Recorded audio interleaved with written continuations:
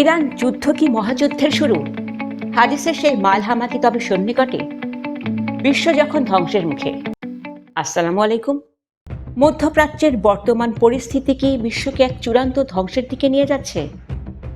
Iran ও ইসরায়েলের এই উত্তেজনা কি তবে সেই মহাযুদ্ধের ইঙ্গিত, যার কথা 1400 বছর আগে নবীজি সাল্লাল্লাহু আলাইহি সাল্লাম বলে গেছেন? আজ আমরা সরাসরি সহিহ মুসলিম ও আবু দাউদের মতো নির্ভরযোগ্য কিতাবের সূত্র ধরে বিশ্লেষণ করব বর্তমান বিশ্ব পরিস্থিতি। আজ থেকে বহু বছর আগে নবীজি সাল্লাল্লাহু আলাইহি সাল্লাম এক ভয়াবহ যুদ্ধের কথা বলেছিলেন, যাকে হাদিসের ভাষায় বলা হয়েছে আল মালহামা আল কুবরা। সহিহ মুসলিমের একটি বর্ণনায় হাদিস নম্বর 2903 এসেছে, এই যুদ্ধটি হবে মানব ইতিহাসের সবচেয়ে রক্তক্ষয়ী। বর্তমান প্রযুক্তির যুগে আমরা যখন ইরান ইসরায়েল যুদ্ধের দামামা শুনছি, তখন হাদিসের সেই বর্ণনার ভয়াবহতা আমাদের ভাবিয়ে তোলে। কারণ সেখানে বলা হয়েছে এই যুদ্ধের তীব্রতা এতটাই হবে যে আকাশের পাখিও মৃত হয়ে নিচে পড়ে যাবে। বর্তমান বিশ্ব রাজনীতিতে আমরা দেখছি বড় বড় দেশগুলো একে অপরের সাথে জোট করছে।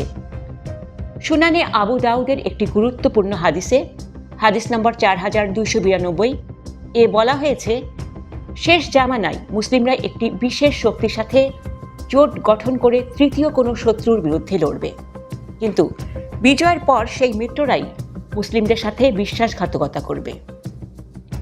বর্তমান সিরিয়া এবং মধ্যপ্রাচ্যে বিশ্ব শক্তিগুলোর যে প্রক্সি যুদ্ধ চলছে, তার সাথে এই হাদিসের গভীর মিল খুঁজে পাচ্ছেন গবেষকরা। কেন এই ইরান ইসরায়েল সংকট এত গুরুত্বপূর্ণ? সহিহ মুসলিমের আরেকটি বর্ণনায় এসেছে, মহাযুদ্ধের পরই দাজ্জালের আবির্ভাবের গুজব ছড়িয়ে পড়বে। বর্তমান ডিজিটাল যুগে যেভাবে সংবাদ ও গুজব মুহূর্তের মধ্যে ছড়িয়ে পড়ছে, তা যেন সেই ভবিষ্যৎবাণীরই একটি বাস্তব চিত্র।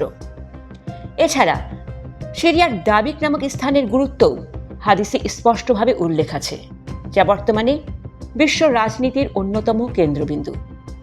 দর্শক, হাদিসের এই সূত্রগুলো আমাদের চোখে আঙুল দিয়ে দেখিয়ে দিচ্ছে যে আমরা এক অস্থির সময়ের মধ্যে দিয়ে যাচ্ছি। তবে ইসলাম আমাদের আতঙ্কিত হওয়ার বদলে ঈমান মজবুত হওয়ার শিক্ষা দেয়। ইরান ও মধ্যপ্রাচ্যের এই পরিস্থিতি কি শেষ পর্যন্ত সেই মহাযুদ্ধেরই রূপ নেবে? আপনাদের মতামত ও হাদিসের জ্ঞান আমাদের সাথে কমেন্টে শেয়ার করুন।